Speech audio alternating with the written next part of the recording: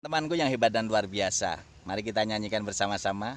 Di sini aktif, di sana aktif, di mana-mana kita kreatif. Oh ye. Di sini aktif, di sana aktif, di mana-mana kita produktif. Nah, jadi teman-temanku yang hebat dan luar biasa, di sesi kedua ini saya sampaikan bagaimana kita menjadi guru dan dosen abad 21 menguasai keterampilan pragmatik dalam pembelajaran dan juga dalam kehidupan sehari-hari. Jadi kenapa saya katakan tadi kita harus bisa memahami konsep pragmatik secara utuh, karena di situ kekuatan kita. Untuk bisa mengenal pragmatik secara utuh, maka kita harus memiliki konsep pengembangan teori dan juga praktiknya. Jadi kalau pengembangan teori, saya yakin sekarang ini di era teknologi kita tidak akan kekurangan materi, kita tidak akan kurang bahan.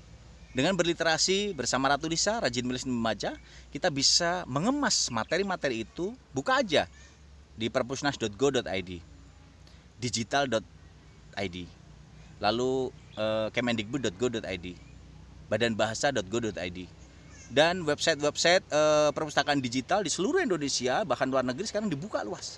Dan itu bisa menjadi bagian materi-materi pengembangan literasi kita untuk kita kuatkan dari aspek-aspek kita yang kita gunakan untuk bisa mengemas. Tadi saya katakan bagaimana tahapan pertama kita untuk bisa melakukan perubahan kita menjadi guru dan dosen abad 21, penguatan pragmatik kita bisa menjadi salah satu keterampilan yang terintegrasi dengan keterampilan abad 21. Nah, mengapa demikian?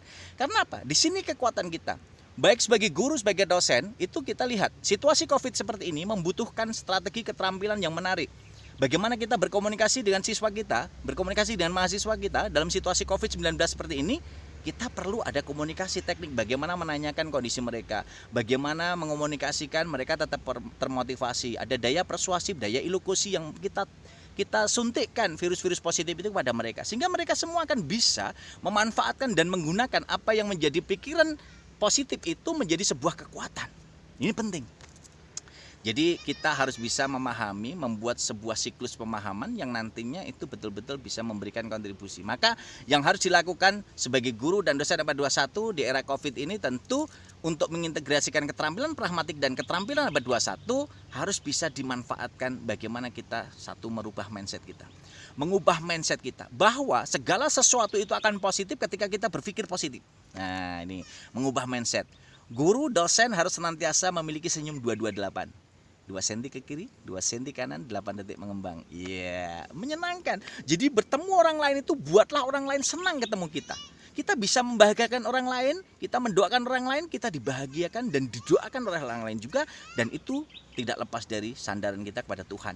Maka segala sesuatu yang kita ubah tadi, mengubah mindset, salah satunya ubahlah mindset kita menjadi guru, menjadi dosen, menjadi apapun profesi kita. Kita harus senantiasa sandarkan bahwa itu sebagai media, alat untuk ibadah kita kepada Tuhan, rasa syukur kepada Tuhan kita. Sehingga selalu saya katakan, aku cinta bahasa Indonesia, aku bangga bahasa Indonesia. Bahasa Indonesia luar biasa. Itu menjadi bagian penting bagaimana kita bisa mengintegrasikan rasa syukur itu dalam kegiatan teknik berkomunikasi kita. Maka disitulah sebenarnya yang menjadi bagian penting untuk kita lakukan, bagaimana mengimplementasikan pragmatik dengan keterampilan abad 21 tadi. Maka saya katakan ketika kita bisa memformulasikan formula 4C, formula 4K, ya, formula 4K kreatif, berpikir kreatif. Nah, ini ingat, Bapak, Ibu, guru, dosen, mahasiswa, sudahkah kita berpikir kreatif? Diberi tugas dosennya, ayo anak-anak silakan mengkritisi artikel jurnal A. Anak-anak silakan baca, lalu buat resume untuk secara kritis, menjadi pragmatik kritis untuk dilihat. Sambat sudah merasa, aduh lelah bu, ini bu, banyak tugas bu, protes dan sebagainya. Jangan, ingat, tugas yang diberikan dosenmu, tugas yang diberikan gurumu, tugas yang diberikan atasanmu, tugas yang diberikan apapun, itu anggap sebagai media zikir kita untuk meraih mimpi sukses kita, keberhasilan kita. Ingat, guru dan dosenmu dulu juga sudah diberikan tugas bermacam-macam seperti itu dan mereka lulus dan itu sekarang mereka sukses. Jadi para mahasiswaku yang hebat dan luar biasa, S1, S2, S3 dimanapun berada di seluruh Indonesia, jadikan seluruh tugas-tugas yang diberikan dosenmu itu sebagai zikir, sebagai ikhtiar, upaya untuk meraih suksesmu. Sehingga itu menjadi komunikasi strategis, berpikir positif, mengubah mindset kita. Bagaimana kita belajar pragmatik dengan menyenangkan, belajar keterampilan abad 21 dengan menyenangkan. Dan itu semua akan menjadi bekal kita sebagai generasi muda, calon pemimpin bangsa untuk Indonesia tercinta ini. Tanpa kesulitan, tanpa kelelahan, semua akan bahagia dengan senyum 228. Semua masalah akan selesai ketika dicari solusinya, dan semua kesulitan akan dicari akar permasalahannya, dan akhirnya kita selesaikan, menyelesaikan masalah tanpa masalah. Itulah Pegadaian. Luar biasa. Nah, teman-temanku yang hebat dan luar biasa, seluruh dosen, guru, mahasiswa di seluruh Indonesia, kita lihat tadi saya katakan, setelah kita mengubah mindset, kita kuatkan keterampilan kita. Dengan apa? Berpikir kreatif, berpikir kritis, komunikatif, dan kolaboratif. 4K ini harus kita lakukan. Dengan 4K ini sebenarnya menjadi salah satu bagian penting kita. Ketika kita kreatif, maka ketika kita berkomunikasi tadi saya katakan, mengenali penutur, lawan tutur, partisipan. Ketika kita kritis, nggak mungkin dong kita berkomunikasi dengan Bu Hera, dengan dosen kita Bu Fat, dengan dosen-dosen yang lain yang lebih sepuh. Ini akhirnya kita menggunakan bahasa yang kurang tepat. Nggak mungkin. Kita akan menggunakan bahasa yang baik, santun, bagaimana kita bisa menempatkan beliau-beliau. Lalu kita ketika berbicara dengan teman-teman sebaya, saya yakin akan, weh bro, mas bro. Wah, itu akan bisa menempatkan diri. Atau misalkan dengan yang lebih muda, dek, ada kasih sayang, rasa kasih sayang. Dan itu menjadi salah satu bagian penting. Karena apa? Disitulah kekuatan kita untuk bisa menjadikan integrasi keterampilan pragmatik pada pemahaman kreatif dan kritis tadi, pada pemikiran-pemikiran yang positif. Sehingga penutur, lawan tutur kita ketahui. Dan ketika kita kritis, kita akan paham tujuan tuturan seseorang, baik yang tersirat maupun tersurat. Mohon maaf, kita berkomunikasi dengan orang lain, kita melihat tatapan matanya dan senyumnya, kita udah tahu maksudnya. Wih keren Mbah Dukun Pak Romadi itu. Ya enggak. Tapi kita akan bisa melihat. Orang Jawa dulu selalu mengatakan niteni, 3N. Niteni, nengering, rasa nih, ya. Melihat tanda-tandanya ini, kemudian dilihat, dijadikan acuan tanda ini, kemudian merasakan ini menjadi sebuah pemahaman. Jadi sebenarnya lihat saja, coba orang yang berbohong pasti akan kelihatan juga. Nah, orang yang memiliki maksud baik akan kelihatan juga. Nah, di sini kekuatan pragmatik. Jadi interdisipliner pragmatik ini menjadi fungsional. Karena apa? Ini saya kembangkan menjadi konsep pengembangan interdisipliner lain yang namanya psikopragmatik. Jadi integrasi pragmatik dengan psikologi seseorang ini saya kembangkan menjadi psikopragmatik. Agar ini untuk anak cucu ke depan, mahasiswa studi S3, S2, ini mengembangkan sayap lagi bahwa pragmatik tidak berhenti di situ. Silahkan gabungkan pengembangannya menjadi, Pak Romadi sekarang menggabungkan psikopragmatik. Silahkan teman-teman mahasiswa S3 ke depan akan membuka lahan baru tentang pragmatik, misalnya religio pragmatik. Wah, jadi mengembangkan, mengintegrasikan pragmatik dengan ilmu-ilmu religi, jadi religio pragmatik. Nanti ada juga yang sekarang kita kembangkan dengan ilmu kedokteran. Dulu ada neurolinguistik, kita bisa kembangkan misalnya neuropragmatik. Nah, ini menjadi bagian penting untuk kita integrasikan pengembangan keilmuan seperti ini. Nah, jadi teman-temanku yang hebat dan luar biasa, pemikiran kreatif dan pemikiran kritis ini akan mengembang sayapnya. Tidak hanya berhenti pada pragmatik, kita bisa kembangkan bagaimana sosiopragmatik itu terus kita kembangkan. Bagaimana kita kembangkan menjadi sosio-religio-linguistik. Nah, di situ tentu akan bisa kita lihat pernik-pernik data yang bisa kita ambil, yang kita manfaatkan akan bermanfaat. Jadi yang pertama kita ngubah mindset kita, yang kedua kita manfaatkan pemikiran kritis kita, yang ketiga konsep kreatif harus kita lakukan, dan yang keempat komunikatif. Nah, jadi teman-temanku yang hebat dan luar biasa, seluruh dosen di Indonesia, guru di Indonesia, mahasiswa di luar Indonesia, jangan berhenti. Sebagai contoh hari ini, kalian teman-temanku, Bapak Ibu yang saya hormati, hari ini kenal Pak Romadi, silahkan jadikan ini menjadi media komunikasi, media silaturahmi. Dimanapun, kapanpun sekarang teknologi sudah sangat banyak, bisa WA, bisa email, bisa melalui YouTube, bisa melalui apa saja. Gunakan itu menjadi media komunikasi yang proaktif. Sehingga apa? Kita bisa membangun jejaring, apalagi ke depan ini akan dikemas bagaimana sekolah merdeka, kampus merdeka, kemudian merdeka belajar. Ini akan membuka peluang untuk jejaring kerjasama kita antar prodi, antar perguruan tinggi, antar industri, dunia usaha, dunia industri, semua akan mengembang. Dan itu keterampilan abad 21, keterampilan bahasa sangat dimanfaatkan. Teman-temanku yang hebat dan luar biasa, kalau kita berbicara dalam berbagai konteks pemahaman, ya, konteks pemahaman pragmatik. Kalau tadi saya katakan penutur lawan tutur, kemudian kita pahami prinsip kerjasama, kita pahami tag, kotek, dan konteks. Kita pahami bagaimana kita pematuhan prinsip kesantunan. Bagaimana kita implementasikan dalam pembelajaran sehari-hari. Kita lihat ketika kita berada di kelas, ini menjadi bagian media implementasi pragmatik. Bagaimana kita memanggil mahasiswa kita. Bagaimana kita melihat mahasiswa yang baru datang ketika datang ke kelas terlambat. Kita lihat ada mahasiswa yang datang tanpa memberikan tegur sapa sama sekali. Ini implementasi pragmatiknya berarti masih kurang. Dan ini menjadi salah satu bagian contoh bagaimana kita mengimplementasi pragmatik secara maksimal. Oleh karena itu, bagaimana kita menggunakan formula 4C ini karena apa? Dengan kita memanfaatkan, menguasai materi pragmatik, ya, bagaimana kita memahami maksud dan tujuan tuturan seseorang yang kita kemas, kita kembangkan, ini menjadi salah satu bagian penting. Untuk apa? Untuk bisa melihat berbagai situasi kondisi secara tekstual, konteks, dan konteks. Kenapa?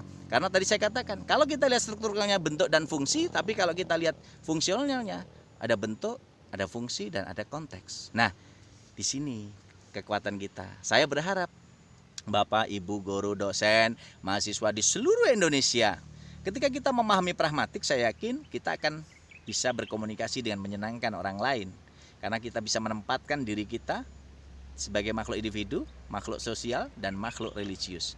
Karena apa? Ini menjadi salah satu bagian penting yang saya katakan, bagaimana kita integrasikan dengan 6 literasi dasar yang sudah disepakati Forum Ekonomi Dunia tahun 2015 yang lalu.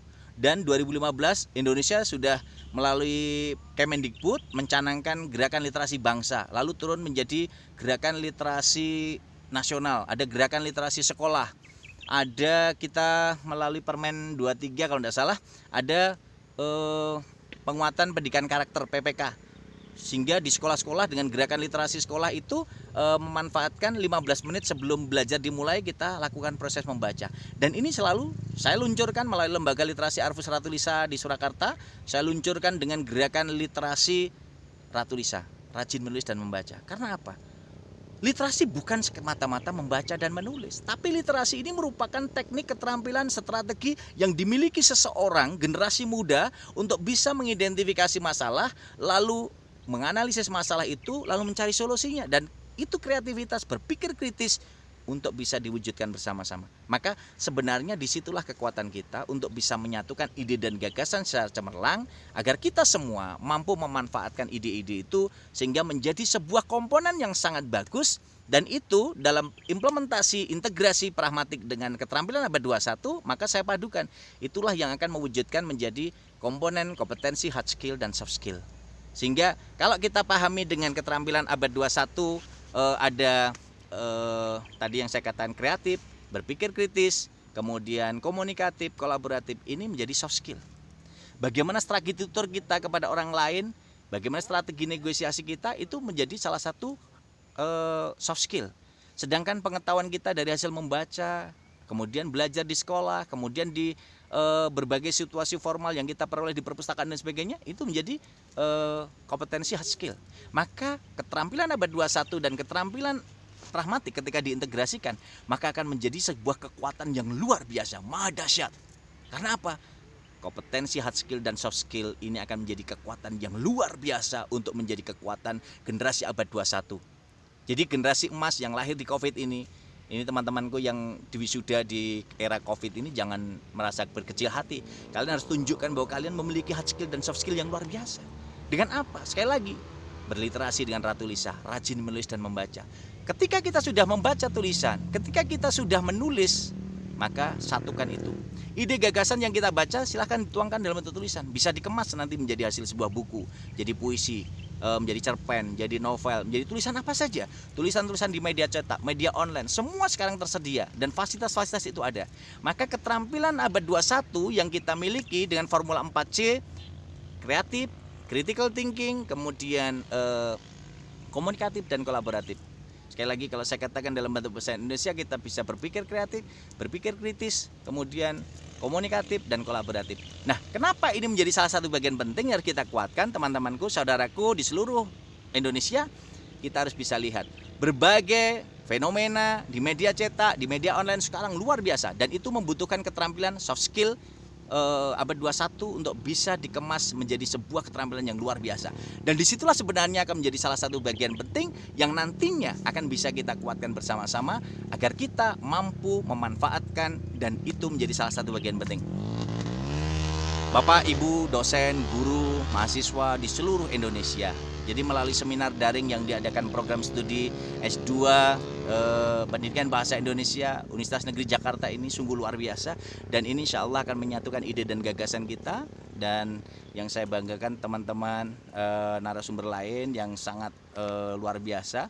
Baik ini menjadi salah satu bagian penting yang kita kolaborasikan, kita elaborasi, dan nanti menjadi bagian penting bagaimana kita mengomunikasikan kepada mahasiswa, mengomunikasikan kepada mahasiswa-mahasiswa kita, kepada murid, kepada guru, dan juga pada peneliti dan praktisi pendidikan, pengamat pendidikan. Sehingga ini menjadi salah satu bagian penting bagaimana kita berkreativitas lalu berproduktivitas di era COVID-19 ini. Jangan patah semangat, jangan patah arang, jangan menyerah dengan keadaan. Tapi dengan situasi seperti ini bagaimana kita munculkan ide-ide gagasan yang kreatif, dan itu semua akan menjadi bagian penting. Bagaimana kita menjadi guru dosen abad 21 yang adaptif. Guru dosen abad 21 yang kreatif. Guru dosen yang inovatif. Guru dosen yang memiliki media pembelajaran yang luar biasa, kaya materi yang luar biasa. Sehingga disitulah kekuatan kita agar kita bisa menyatukan keterampilan pragmatik, keterampilan abad 21, maka kita akan menjadi guru dosen abad 21, mahasiswa abad 21 yang tangguh, memiliki perubahan mindset yang luar biasa, kaya materi, kaya media pembelajaran, adaptif, revolutif, dan akhirnya ini akan tercapai tujuan yang kita inginkan. Jangan lupa selalu bersandar pada Tuhan Yang Maha Esa, karena kekuatan apapun, kita menjadi apapun, semua tidak bisa lepas dari kehendak Tuhan. Dan disitulah kekuatan kita, agar kita senantiasa bisa menjadikan keterampilan-keterampilan yang kita miliki, keterampilan bahasa yang kita dengan baik, benar, dan santun. Maka jangan lupa kita pelajari melek literasi teknologi. Jadi 6 literasi dasar yang kita kuasai: literasi menulis membaca, literasi sains, literasi numerik, literasi budaya kewargaan, dan juga literasi keuangan. Jadi 6 literasi dasar itu yang harus kita kuasai, dan akhirnya nanti akan berdampak kepada kita, dan itu akan menjadi bagian penting yang kita lakukan untuk senantiasa menjadi yang terbaik dan senantiasa memberikan nilai kebermanfaatan bagi umat.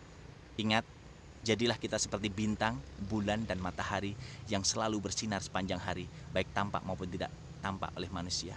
Dan ingat, selalu berliterasilah dengan Ratu Lisa, rajin menulis dan membaca, pasti akan bersinar selamanya. Membacalah untuk menulis, dan menulislah untuk dibaca umat sepanjang hayat. Dan disinilah kekuatan kita. Zaman akan selalu berubah, perkembangan teknologi akan terus berkembang, tapi kehendak Tuhan untuk mengubah itu sudah menjadi kehendaknya. Kita sebagai manusia, sebagai guru, dosen, seluruh masyarakat Indonesia harus menjadi pembelajar sepanjang hayat sampai akhir hayat nanti. Dan yang ketiga, maka mari bersama-sama kita bersatu padu, belajar bersama, berliterasi bersama dengan Ratu Lisa. Kita berkreativitas bersama, berbagi bersama, berpikir kreatif bersama, kemudian berkolaborasi, lalu kita kritisi bersama, lalu kita komunikasikan dan kita bagikan. Insya Allah itu akan bermanfaat untuk kita semua, dan kita akan menjadi guru dan dosen abad 21, menjadi mahasiswa abad 21 yang keren, yang luar biasa, yang kreatif, inovatif, dan produktif. Dan disinilah saya berharap agar kita semua menjadi guru, dosen, mahasiswa hebat dan bermanfaat. Jadi guru, dosen, mahasiswa yang selalu menginspirasi dan mengimajinasi, dan menjadi guru, dosen bermartabat yang maslahat untuk umat. Saya kira itu yang bisa saya sampaikan. Semoga kalian senantiasa, Bapak Ibu guru, dosen, seluruh peserta daring hari ini di S2 Pendidikan Bahasa Indonesia Universitas Negeri Jakarta selalu sehat, bagas, waras, semangat. Dan ingat pesan Pak Harfan dalam novelnya Laskar Pelangi yang ditulis Mas Andrea Hirata. Kalian harus memiliki keberanian dan pantang menyerah menghadapi tantangan macam apapun. Dan ingat, hiduplah untuk memberi sebanyak-banyaknya, bukan untuk meminta sebanyak-banyaknya.